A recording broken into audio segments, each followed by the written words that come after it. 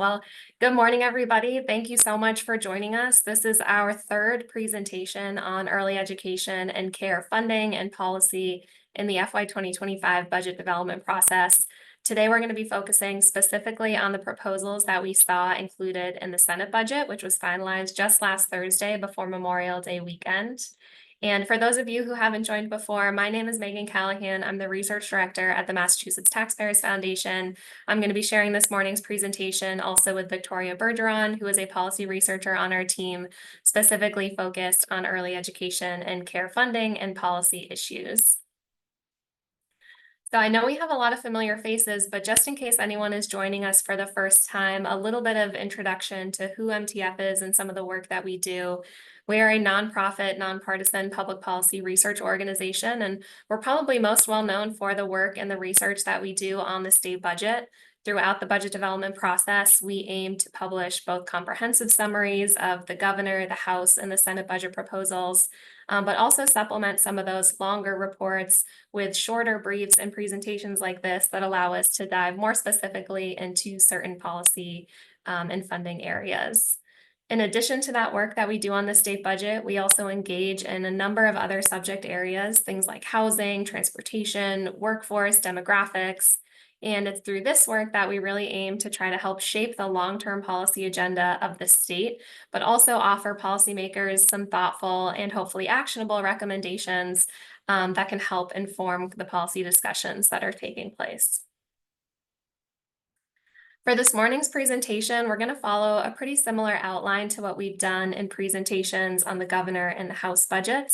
So we're going to start off with a little bit of Budget Process 101, specifically review some of the action that took place last week during Senate debate, and then talk through what is about to take place during the conference committee process. Then I'm going to take a step back, review some of the things that have happened to date in FY 2024 and where things currently stand in our current fiscal year. And then we'll get into the specifics of the Senate's budget proposal before ending with a look ahead to what's coming next in this process and offer a few previews on conference committee deliberations and some of those main decision points that are facing House and Senate lawmakers. So starting off with process, and just to back up a little bit to where we last kind of left off with our previous presentation. So the Senate Ways and Means Committee, following the finalization of the House budget, released its proposal at the beginning of May, on May 7th.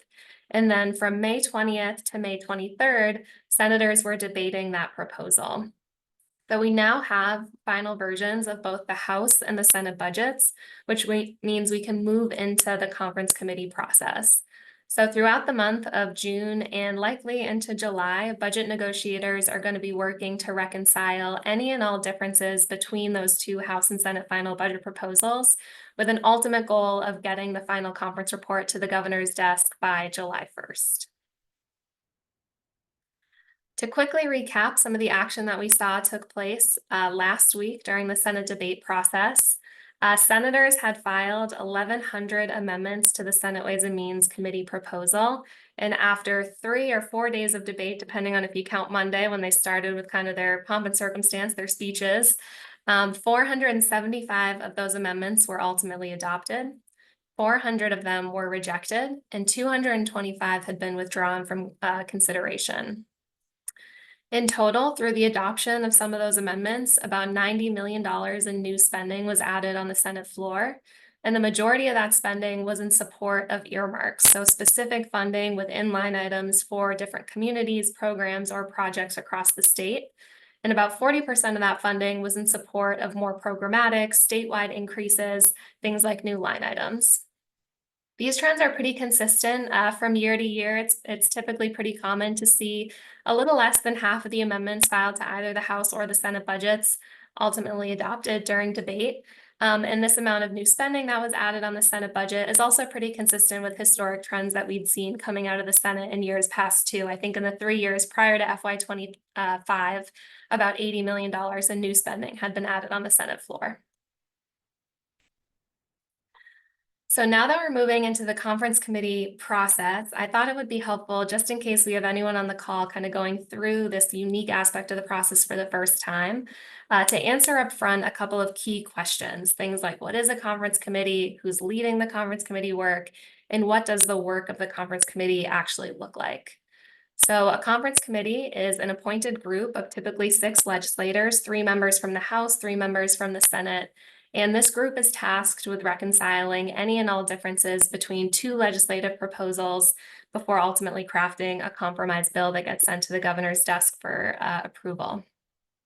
Conference committees can be appointed to negotiate any type of bill, but in the budget process, the conference committee is led by the House and Senate chairs of the Ways and Means Committees. In terms of the actual work of the conference committee, they have a couple of big tasks immediately in front of them.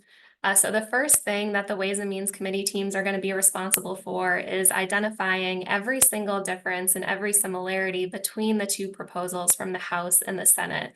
So that includes spending differences, revenue differences, differences regarding outside policy sections, or even things like line item language. After all those differences and similarities are identified, that's when they then engage in a series of negotiations in which they work to reconcile those differences. And that process, as I'm sure you can imagine, can take a good amount of time and involves a decent amount of back and forth between the 2 branches. Once a final compromise agreement has been reached, the Ways and Means Committees are then going to be working to actually put together that final budget document, ensuring that all agreed to spending and policy decisions are going to be reflected in the bill that gets sent to the governor's desk. Though conference committee can often be a pretty time-consuming part of the budget development process, and often we hear about it mostly in negative terms, thinking that we're not going to meet that July 1st deadline or things are taking longer than expected. But it is a huge undertaking and there's a ton of work that goes into it. So we do like to kind of provide this primer to folks just so that they can kind of know what's going on behind the scenes, even if we're not seeing a ton of action kind of being reported on day to day. So that's where we are in the FY25 process. Now, as I said, I'm going to take a step back. And my next few slides are just going to review FY24 and where things currently stand in this fiscal year. Because what's really important to remember is that at the same time that budget negotiators are going to be working to finalize that FY25 budget proposal, they're also going to need to ensure that fiscal year 2024 ends in balance. And that's going to be a big focus of the administration, but also legislative budget writers in these last couple of months of FY24. So as with always, we like to start off this section of the presentation with a top 5 things to know list about both our fiscal situation and how it impacts the state budget process. And the first thing that we'll note is that the FY25 budget development process is continuing to take place at this time of fiscal uncertainty and also fiscal transition for the state. Over the first 8 months of FY24, state tax revenue collections were down $4 million compared to the prior year. But as of April, which is the most recent month of revenue collections that we have, we're now $1.5 billion ahead of FY23. So with just that 1 month of revenue collections, we've seen this pretty dramatic shift in the state's fiscal position, entirely driven by just April. Of course, it's always good news to be ahead of our revenue expectations, to be beating those benchmarks. But one thing that we have also been flagging for policymakers and for others is that this above benchmark performance should be viewed with at least some level of caution. And that's because of the impact of 2 specific factors: income surtax revenues and capital gains collections. Both of these revenue types make up a huge portion of our April revenue collections, and under statute, they're unavailable to support general budgeted spending. They either get automatically directed towards the state stabilization fund or towards other reserve funds that were created to hold excess income surtax revenues. So at the end of the year, they're not going to be available to help kind of balance the budget generally or to support kind of general spending needs that might come up. Ensuring that FY24 ends in balance, like I just mentioned, is going to be a big focus of the Healy administration in these next few months, as well as legislative budget writers. And to ensure that the fiscal year ends in balance, they're not only going to need to assess the availability of those tax revenue collections, but also things like supplemental spending needs, any non-tax revenue collections that might have been unanticipated. as well as the availability of other maybe one-time resources that can help support spending. So all of those factors are contributing to some of the fiscal uncertainty in FY24, but we also see them impacting the budget proposals that we've seen from the governor, the House, and the Senate for FY25. And I think specifically one of the ways we see them reflected is in the rates of spending growth that have been proposed. All of the budget proposals to date are between that 3.4 to 3.7% spending growth range, which is a much lower rate of spending growth than what we had seen in FY22 and in FY23, even FY24. And all of the budgets so far that we've seen have had a big focus on maintaining some recent program expansions from the last couple of years, as opposed to introducing a whole bunch of new initiatives that are going to need to receive ongoing operating support. And then the last thing we'll note is that each of the FY25 budget proposals are also supported by some additional revenue streams, things like that $1.3 billion in income surtax revenue that can be used to support education and transportation spending, which we'll get into in more detail later on in the presentation. And then each of the budget proposals also rely on about $1 billion in one-time resources to help support spending above and beyond FY24. So that's our top 5 list. I'm going to follow up in this section with just a few charts that I think kind of help to illustrate some of this fiscal uncertainty, fiscal transition, and just some of these trends that we'll see impacting the FY25 budget process going forward.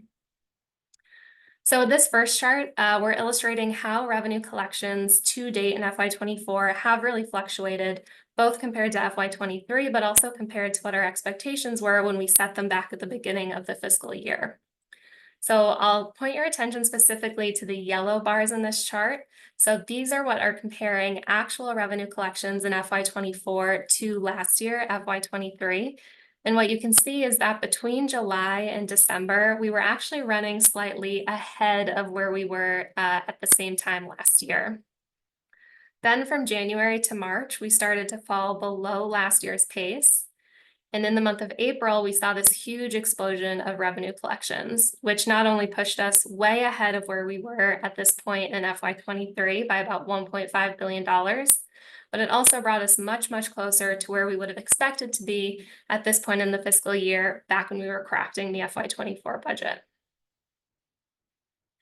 Now, I mentioned not all of these April revenues, though they're very exciting and nice to see, are going to be available to help balance the budget at the end of the year, because of that impact of income surtax revenues and capital gains collections.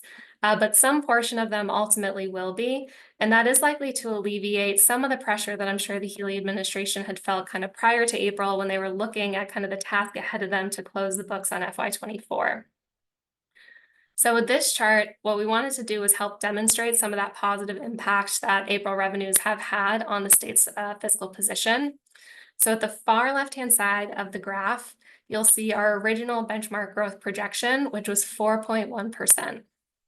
In January, the Healy administration downgraded that growth rate to 1.6% after 6 straight months of revenues falling below expectations. And then even after that downgrade, revenues were kind of continuing to disappoint. So through March, we had seen essentially 0% revenue growth over FY23. Then comes April. Revenue growth in the month of April alone exceeded 30%, which drove our year-to-date growth rate up to 4.8%, which is obviously much higher than our adjusted growth percentage of 1.6, but even higher than our original benchmark expectation of 4.6% growth. So just again, a reminder, not all of these resources are going to be available. They're statutorily obligated towards other reserves in the stabilization fund, but they do have a positive impact overall on the resources that are coming into the state. And then to wrap up this section on FY24, this is a chart that we use in a lot of presentations because we think it does provide some helpful historical context. But the blue bars here are indicating actual or projected revenue collections from FY19 to FY25. And the yellow line demonstrates how revenues would have grown between the same time period had they continued at the pre-pandemic revenue growth rate of 4.9%. And so what we see is that even though we've had this slowing revenue growth in FY23 and FY24, especially compared to the high watermark that we reached in FY22, we're still ahead of where we thought we would be 5 years ago prior to the pandemic. And then looking ahead to FY25, Budget writers, I think, have recognized these trends, some of this fiscal uncertainty that we're experiencing, and so have set a revenue benchmark that's now much more in line with historic trends. Megan, before you move on, there was a Sure. question in the chat asking what is driving this growth that we saw in April? Sure. Yeah, that's a great question. So really what was driving April revenue collections are collections in the non-withheld income tax category. And those are really being supported by some of these income surtax revenue collections and capital gains collections. And because we're seeing the most amount of revenue growth in that category of collections, that's why we're exercising some level of caution when we talk about how those resources are going to be available to balance the budget at the end of the year. Because as I mentioned, if they're income surtax revenues, especially income surtax revenues above $1 billion, which they appear likely to be, those resources get automatically diverted to a couple of new reserve funds that were created in FY24 specifically for above cap fair share revenue collections.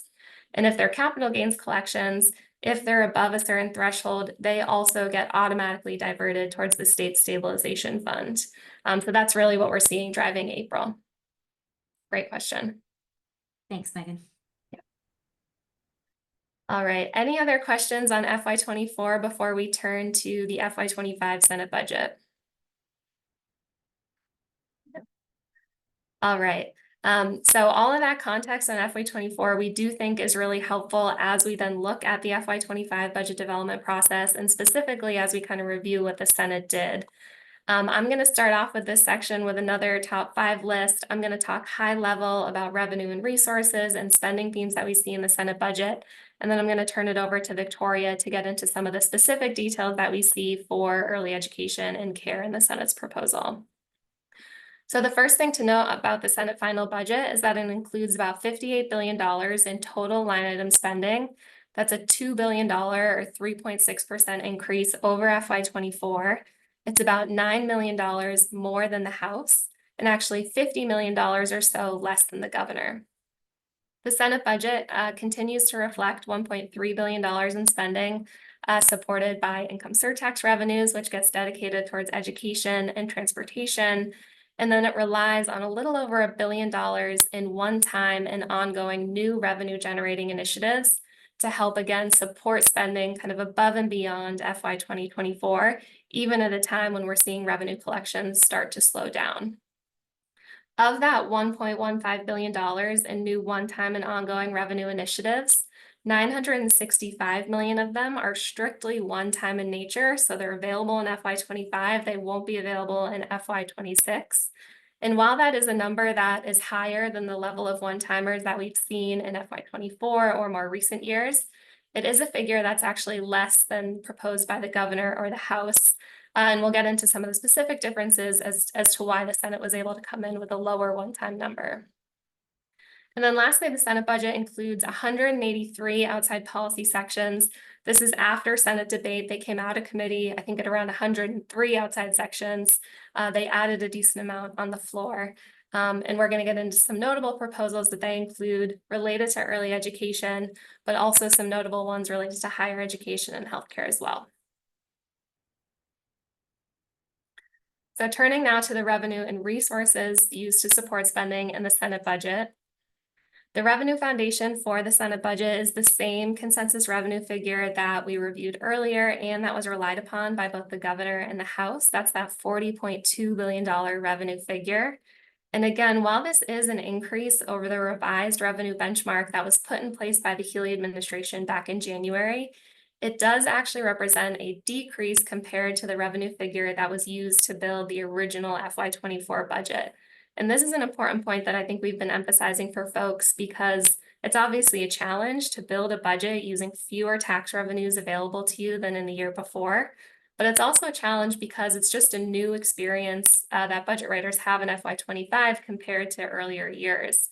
So in this chart, if you're looking, for example, at FY23, what this is telling us is that as budget writers were building the FY23 budget, they had access to almost $2.5 billion of increased tax revenues to help support their spending proposal. And even in FY24, as we were beginning to see the early stages of revenue growth starting to slow, there were almost $1 billion in new tax resources available to support spending. So FY25, $200 million in fewer resources.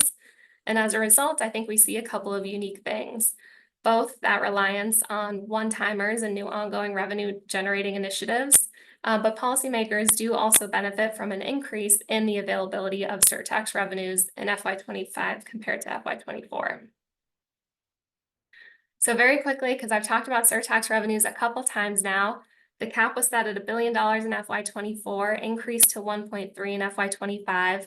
So that's $300 million in new resources not available last year, available this year, but only for education and transportation initiatives. Across all of the 3 budget proposals that we've seen so far, a greater share of these resources have been dedicated towards education versus transportation. This is especially true in the governor's budget and the Senate final budget, where about 60% of surtax revenues go towards education, 40% towards transportation. This is a difference compared to the House budget, which kind of uniquely has a greater focus on transportation, though not quite an even split. So in addition to that $300 million in increased surtax revenues, we also see each of the 3 budget proposals include that $1 billion in one-time and ongoing revenue initiatives. And while there is a pretty consistent framework across the governor, House, and Senate budgets and what these proposals look like and how they might be used, there are also some key differences, and some of them have direct implications for the early education and care space. So first, as I'm sure all of you are aware, the governor and the House have proposed creating an online lottery, which they expect to generate between $75 million to $100 million in ongoing resources for the state. And the House has specifically proposed tying those resources to early education and care in support of the C3 program. There was no proposal to create an online lottery in the Senate budget. So as I'll talk about at the end of the presentation, one of the first big decisions that the conference committee is going to be faced with is both, do we accept a proposal to create an online lottery? And if we do we tie those resources towards specific programs as well? The second difference specifically related to early ed is the use of the resources that had been previously set aside in the Early Education and Care Trust Fund.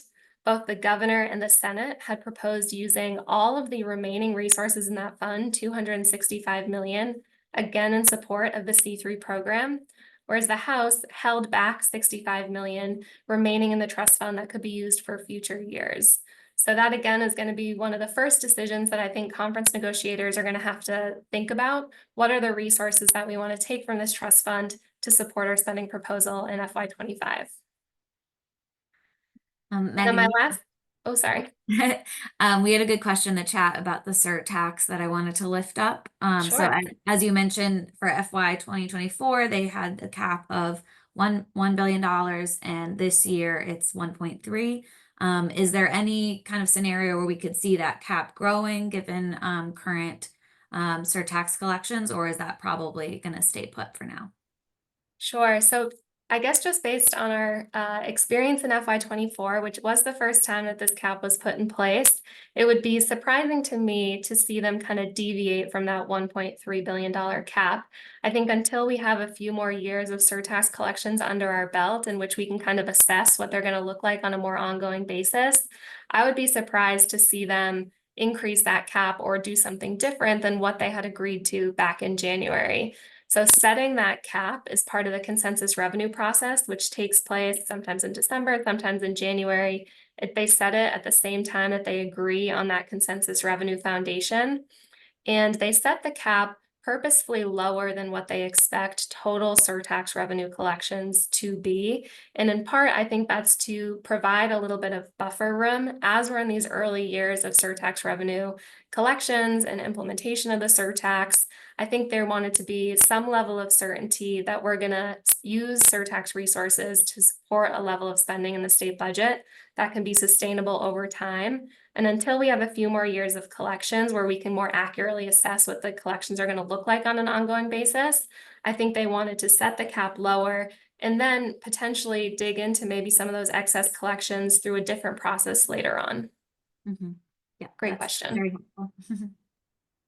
Great. So I'll talk high-level spending themes, and then, like I said, turn it over to Victoria to talk specifically about EEC programs. And I'll go through these quickly because I mentioned some of them already in our top 5 list. So in total, $58 billion in spending in the Senate final budget, only $9 million higher than the House. That's a very similar overall spending total, but $52 million less than the governor's budget. Again, all 3 of these proposals, we've seen increased spending in that 3.4 to 3.7% range, which is consistent with expected revenue growth. And again, much lower than the spending growth rates that we were seeing in more recent years, which is something that we at MTF had been supporting, to know that we're going to now kind of revert to a time where spending growth is at a more sustainable level over the long term. In terms of the unique spending areas and priorities for each branch in the House and Senate budgets, in this graph, we're comparing the Senate final budget to both the governor's proposal, those are the yellow bars, and the House proposal, those are the blue bars. So at a very high level, we like this image because we think it clearly demonstrates a couple of things. The first is that the Senate has its clear focus on education, on healthcare, on local aid.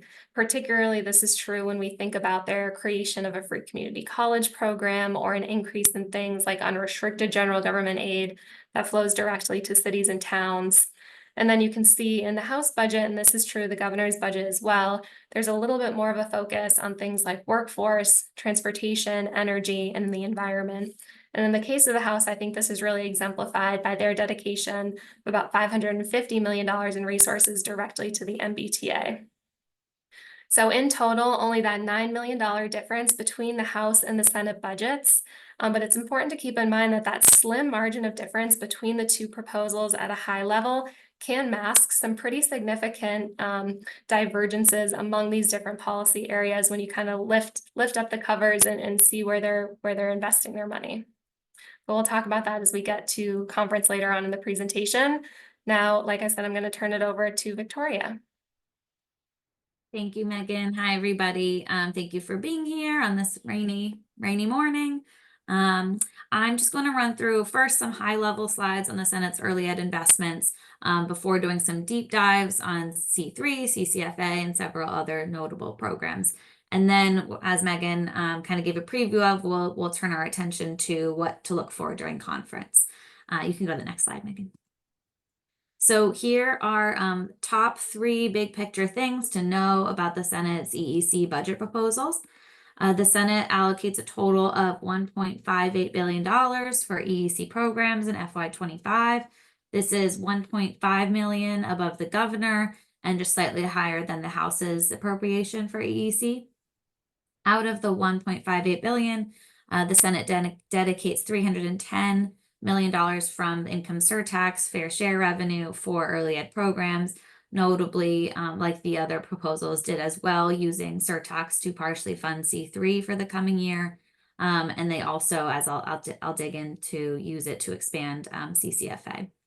Finally, the Senate included 14 outside section policy language proposals related to early ed, most of which would look very familiar to the Senate's recently engrossed early education bill, which is very comprehensive legislation that is currently sitting in the House right now. But the Senate incorporated some of those proposals into their budget.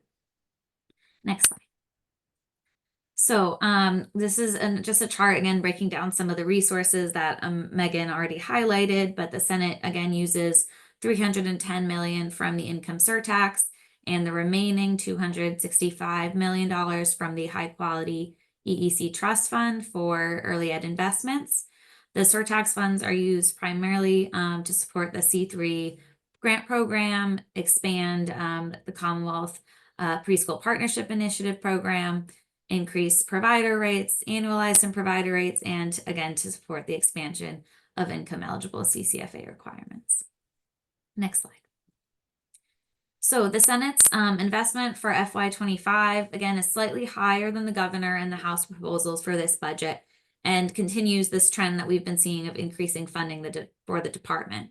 Since FY 2020, total investment in the department has grown by over $800 million. There's less of a jump as we've seen from 2024 to 2025, than in previous years, but especially, you know, with the fiscal uncertainty and conservativeness we've been seeing, this increase and continued investment is still incredibly significant. And housing is really the only other area in the budget that has seen similar levels of high growth in recent years. Next slide.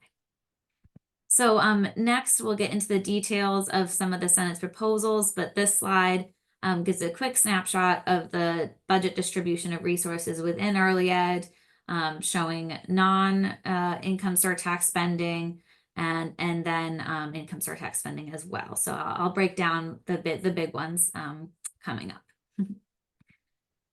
So the Senate funds C3 at a total of $475 million.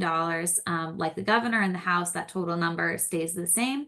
And the Senate matched the governor in where that funding is coming from. So the Senate uses $60 million from the general fund, $265 million from the EEC trust fund, and $150 million in surtax dollars to fund C3. We'll do a full side-by-side comparison for C3 of the three proposals in a little bit, but just again to highlight again that the Senate does not incorporate online lottery into their C3 funding proposal like the House did. The Senate did include language to direct that the different funding source streams are directed towards different types of providers. They would prioritize funding to programs with higher percentages of CCFA enrollment and specifically dedicate the surtax funds for programs whose enrollment is at least 50% CCFA enrollment. Next. So we'll do this again in a little bit, but we tried to break apart kind of the FY 2025 proposals for C3 with the longer term policy proposals that we saw in the outside sections in the budget to kind of break those two pieces to better understand each part. So the Senate also included outside policy section language related to C3 that would codify the program into state law and make the program permanent. These outside sections are just another way to pass policy through the budget as opposed to going through the mirrored legislative process for a bill. So this language, which again mirrors the language included in the Senate's early ed bill, outlines allowable uses for the grant funds, lists eligibility language for participating providers, including that programs demonstrate a willingness to enroll CCFA children. And the language directs EEC to use a formula that prioritizes providers with large numbers of children receiving CCFA, high needs children, and other priority and unique populations. The Senate also placed limits on C3 funding for certain for-profit center-based providers. And this is something we're really watching because C3 revenue streams and policy proposals is one of the areas with the greatest difference for early ed between the House and the Senate. So we'll dive into that a little bit more and again, look at both proposals when we look ahead to conference in a few moments. Next slide. Yeah. So turning our attention quickly to CCFA, the base funding for CCFA is one area where the governor, House, and Senate all line up in their FY25 proposals. The Senate funds CCFA at a total of $773.8 million, which is a $20 million increase over FY 2024 levels. And the Senate also matches the House and governor in using surtax dollars to annualize FY 2024 provider rate increases and allocate $20 million for new rate increases. So this is all the same across the board, and we would expect it to not change in conference. So unlike the House, the Senate did adopt additional funding to support the plan to expand CCFA by increasing the initial eligibility threshold for income eligible CCFA from 50% of state median income to 85% state median income. The Senate proposes using $80 million of income surtax funds to support this expansion, which is actually, interestingly, $5 million more than the governor's proposed. This chart just kind of shows over the past several years enrollment in CCFA, and you can see that besides a natural pandemic decline, capacity has remained relatively stable over time, and the department has said that they are currently at their maximum capacity based on current funding levels and supply. So the hope is that these funds will be able to increase the number of kids being able to receive financial assistance. The administration said that their funding level would mean an additional 4,000 kids would be able to be in CCFA. But there's still some questions around the current wait list, which still sits at 20,000 kids. So just seeing how those policies would work in practice will be good to keep an eye out for. Okay.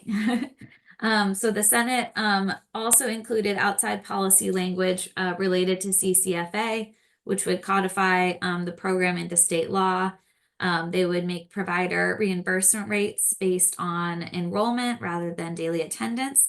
They would, again, through this language in statute, expand income eligible CCFA to the 85% of SMI limit. And the language also outlines a plan to expand the program to up to 125% of SMI if additional funds are made available. The Senate also includes language directing that early education and care educators shall be prioritized for financial assistance for their own children, for their own childcare through this program expansion language. And this outside policy section language was really taken from the Senate EEC bill as well. Okay, another program we saw from the Senate bill pop up in the budget was an employer-supported childcare pilot program, which was funded at $2.5 million for the first year. The pilot would establish a matching grant program where employers are incentivized to create new early education and care slots or increase the number of children that can be served at an existing provider. And employers would be required to invest at least 50% of the costs associated with setting up these programs. And they would commit to making sure that childcare employees through the pilot be paid according to salary guidelines established by EEC. Providers working with the pilot would also must have to commit to enrolling children receiving CCFA. And there was further language emphasizing that affordability and equity will really be a priority as applicants are reviewed. Okay, so starting to wrap up this section before we head to conference, some other notable Senate investments in EEC include $18.5 million for grants to Head Start. This is the highest number across the governor and House proposals as well for Head Start. The Senate appropriated a total of $32.5 million for CPPI, which incorporates the $15 million investment from surtax to expand the program to additional cities. The Senate included $10 million from income surtax for the governor's early literacy program literacy launch, but that is a $20 million decrease compared to both the House and the governor proposals for that program. Okay, Megan touched a little bit about the debate process already, so just to wrap up this section, during Senate debate last week, senators filed 18 amendments related to EEC, six of which were adopted. The Senate increased funding for the Parent-Child Plus program and added an earmark for Jumpstart to support evidence-based early ed programs to the EEC admin line item. Amendments also added outside sections to the budget, which direct EEC to report on proposed improvements to the early education and out-of-school time capital fund, and a report on family, friend, and neighbor care. Finally, some smaller language amendments were adopted to clarify the C3 codification outside section to include Head Start and the mention of additional financial assistance to the C3 program language. Great. Thank you, Victoria. Now we're going to turn to kind of what's coming next in the process. We know conference committee is coming next, but we're going to talk through some of the big moving pieces as part of that process and what some of the decision points are going to be facing House and Senate lawmakers. So we walked through a little bit earlier what this process looks like and the goal of sending a final FY25 budget to the governor's desk by July 1st. But like I said, we thought it would be helpful to kind of highlight what this process kind of really looks like when we start evaluating the two different spending proposals and how those decision points are kind of presented to policymakers and how they ultimately get made. So once again, I'll talk about it at a high level, and then we'll let Victoria talk through some of the details specifically related to EEC. So to think through how the conference process could potentially play out in FY25, it can actually be really informative to look back at what took place in FY24. Because while these spending numbers or the figures will change, the overall process of how this plays out remains the same, and how people are evaluating the spending proposals, that process remains the same as well. So the first step towards making spending decisions during conference is to identify all the spending that is both shared but also unique between the two House and Senate proposals. And it's really important to keep in mind that across the House and the Senate budgets, the vast majority of spending is going to be in common between the two branches. So in FY24, over 90% of the funding that we saw in each proposal was in common between the House and the Senate. That still leaves, in the case of FY24, about $1.5 billion in unique spending priorities that are on the table. Once we have all the shared and the unique spending proposals between the two budget bills identified, then we can come up with what we call this maximum spending level, which is essentially what it would cost to go all in on the budget, to include all of the shared spending and all the unique priorities put forward by the House and the Senate. And with that maximum spending level, we can do a comparison to the total amount of revenues and resources that are going to be available to support the final budget in FY25. And this comparison between what it costs to go all in and the total available resources in FY25 allows us to identify this gap, which is essentially kind of the amount in the case of FY24 that we estimated policymakers would need to cut spending by to fit within the available means for spending in FY25. So when we put together this comparison during the FY24 process, we identified this gap of about $500 million. And that gap can fluctuate depending on some of the decisions that the conference committee makes. So for example, at the time that we put this together, last year as this year, one of the outstanding decisions that was before the conference committee was, do we authorize the creation of an online lottery? And if so, do we accept a certain revenue estimate associated with that? And if we do, that could either shrink this gap or it could have no difference if that's ultimately not included in the final budget. So that's the kind of exercise that we think can be really helpful. And we're going to be in the process of putting together this same kind of gap estimate for FY25, and that'll help us think through, I think, in greater detail, some of the decisions that the conference committee is really going to be faced with. We're going to be doing the same thing for surtax supported spending as well. The way that surtax supported spending was treated in the conference committee process last year, and I think what I would expect to see this year too, is that it's kind of held apart and dealt with a little bit separately. The process is the same in terms of identifying the shared spending, the unique spending, and comparing that to available resources. But because surtax spending is supported entirely by surtax revenues, we kind of hold it separate from all other non-surtax spending supported by general fund resources or other revenues. So surtax is a little bit more straightforward because there's fewer line items, there's less earmarks that we have to take into consideration. So this table on this slide reflects the FY25 unique and shared surtax spending. So we know both the House and the Senate include a total of $1.3 billion in surtax supported spending. When we look across the different programs that are supported, 865 million of them are shared. About 435 million are unique. So all in on the table between the House and the Senate budgets, we have about $1.7 billion in total surtax proposals in front of us.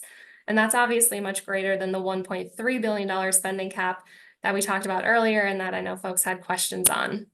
So now we know heading into conference that one of the key decisions facing policymakers is going to be, how do we get this $1.7 billion in total ideas for surtax supported spending to live within this $1.3 billion cap?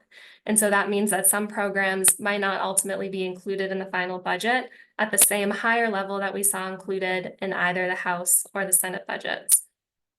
So we're going to be continuing to work on this type of analysis. We're going to be publishing a conference preview in the coming weeks to walk through some of these facts and figures in more detail and put out some key principles and challenges facing policymakers.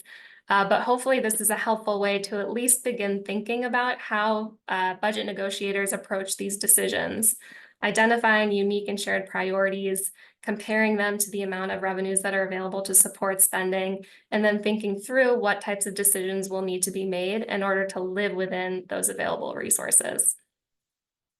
And now back to Victoria for the specific kind of EEC decision points in conference. Thanks, Megan. Okay, so this chart just kind of gives you a high level side by side governor, House, Senate distribution of EEC funding for FY 2025. The next few slides, I'll do something on C3, deep dive on C3. We'll look at different educator workforce support proposals and CCFA, but I think really this chart just shows a good overview of the big picture here. The Senate spends just a little bit more, so spends the most out of the three proposals overall on early ed.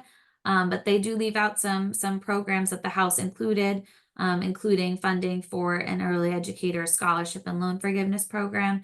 And all of these differences, like Megan mentioned, will have to be reconciled during conference. Next slide. So on C3, to compare and contrast the different proposals, again, we separated out what the House and the Senate are proposing for FY 2025 and what they're proposing for more permanent policy language. This slide outlines the C3 revenue stream differences and funding provision differences between the different House and Senate proposals. So to recap, we just went through the Senate, but the governor and the Senate both fund C3 using a combination of general fund, income surtax, and EEC trust fund resources, and would both spend down the remaining funds in the EEC trust fund. The House does not use any general fund resources to fund C3, and they make up the difference by dedicating $100 million from a new online lottery proposal in their budget. And they would also leave a bit of money in the EEC trust fund as well for future use. Beyond the revenue source differences, the House also places more stipulations on the use of C3 funds than the Senate does. So the House includes language that dedicates the trust fund resources to providers whose enrollment is at least 25% CCFA. They dedicate the online lottery pot of funds to providers who do not serve children receiving CCFA. And then income surtax is divided further between providers whose enrollment is at least 25% children receiving CCFA and providers who have at least one subsidized child but less than 25% overall CCFA enrollment. The Senate, as we just described, does add some prioritization language to their funding distribution for C3 and definitely leans to supporting programs with higher percentages of CCFA enrollment, but their language is less prescriptive than the House. Okay. So for C3 policy, we went through the Senate language earlier. The Senate would codify C3 into state law and includes language that would prioritize funding for vulnerable populations, as well as language that would require participating providers to comply with EEC's career ladder and salary guidelines for early educators. The House, again, is a bit more prescriptive than the Senate in their outside policy language. Their language outlines 3 defined tiers of grants and makes those tiers in the current formula permanent for 5 years. The tiers stipulate that at least 50% of grant funding each year would go to providers whose enrollment is at least 25% children receiving CCFA. The second tier is that no more than 28% of funding would go to providers serving between one child and CCFA, but less than 25%. And providers who do not serve CCFA children would receive no more than 21% of grant funding. Overall, the Senate language does prioritize CCFA enrollment, but they give more flexibility to EEC to be able to build and evolve a grant formula, while the House gives providers a little bit more stability through their 5-year language, but limits how EEC can administer the program in the meantime. Again, not only does funding for FY 2025 have to be ironed out in conference, but so does this policy language. And we also wanted to note, since there's a lot of different ideas in here, that the final language doesn't necessarily have to be exactly the House's proposal or exactly the Senate's proposal. It's pretty common to see kind of a gradation between proposals, and the final might be a combination, or some new language might be agreed to. Okay, on CCFA, another major difference in EEC funding priorities between the House and the Senate is the proposal to expand income eligible CCFA. The House includes $30 million from income surtax to reduce the current wait list, but they do not adopt funding to expand the program. So that's something to also keep an eye out as well, especially when we're talking about surtax resources. Next slide. Wrapping up, we wanted to highlight some key provisions related to supporting the early education workforce. The House budget would create and fund an early education and care scholarship program and a loan forgiveness program for early educators, and funds each at $10 million. The House also includes an $8 million earmark within the EEC department line item for the early educator personal child care pilot program.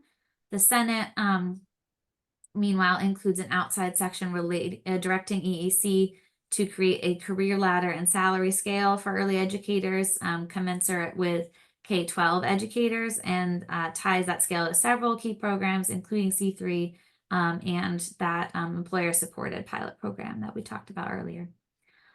For the Senate on educator personal child care, there was an amendment filed to earmark $8 million within the Senate's funding, but that was withdrawn during debate.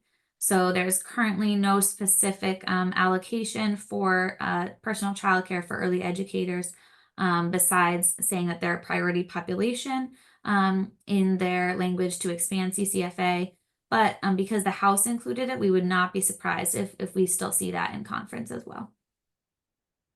Lastly, we just wanted to include a chart giving a high-level comparison between House and Senate in terms of notable outside sections included in their budget. As we mentioned, the House does not codify C3 into law with their outside sections, but they do include policy language for the scholarship and loan forgiveness programs. And I know we have a couple questions in the chat. I know one person in particular lifted up that the Senate budget does not include the $10 million item that had traditionally been included for EEC workforce programs. That's the 3,070.66 line item, if I'm remembering correctly. We did follow up with Senate Ways and Means kind of after their proposal came out to confirm if that's a program that is kind of incorporated within their larger community college proposal.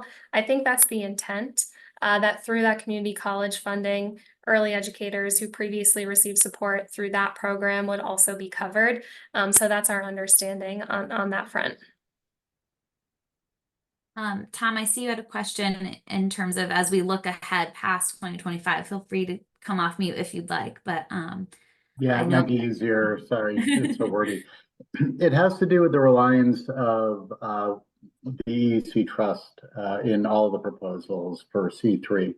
So the question effectively is that, assuming that the final proposal ends up relying significantly on the trust, as all three, well, really the two active proposals, the House and the Senate, have proposed, looking ahead to FY26 and beyond, is it important perhaps to note, or I just want to affirm that to sustain, the current level of funding of 475 million, or to grow it, will require some additional funding that would either come from the general fund, or maybe rely on an increase in the income surcharge, or some other additional form of revenue to backfill for that trust fund. I just wanted to maybe put that on the table as we're thinking about not only closing out FY25, but how we are sustaining this on a longer term basis. Yeah, that's exactly right. Victoria, feel free to jump in, but those trust fund resources are one-time in nature. So they were used in FY24, depending on where things land in conference in FY25, they could potentially be depleted. And that is going to be one of the things that we highlight for policymakers as they're thinking about the use of these one-time resources to support spending in FY25 next year as they're building the FY26 proposal, figuring out ways to backfill those resources to continue to support programs that they've wanted to continue to support at sustainable levels is going to be one of the first things that they're kind of faced with. So exactly as you said, either through additional general fund resources, additional income surtax dedications, some additional stream is going to need to be identified. Thank you so much. Any other questions? Hi, Megan, it's Ashley. Just a quick, hopefully quick question. One you may not be able to kind of answer just yet because sort of surtax revenues are a new thing, but do you get the sense that the kind of funds that some of those surtax revenues go to, if they're sort of over what we expected, do you think that those funds are going to kind of carry a balance, or do you feel like the intention is to spend those dollars within a given fiscal year? I know, Victoria, you mentioned something about a SUP, so just wanted to get your understanding of that so far. Yeah, that's a great question. So just as a quick kind of reminder, the structure that was set up during the FY24 budget process basically states that any surtax revenue collections collected above the agreed upon cap. So in the case of FY24, any surtax revenues collected above $1 billion get automatically diverted to two new trust funds. 85% of those revenues above $1 billion get put into a new education and transportation, innovation, and capital fund, the balance of which is then available to support primarily one-time costs related to education and transportation.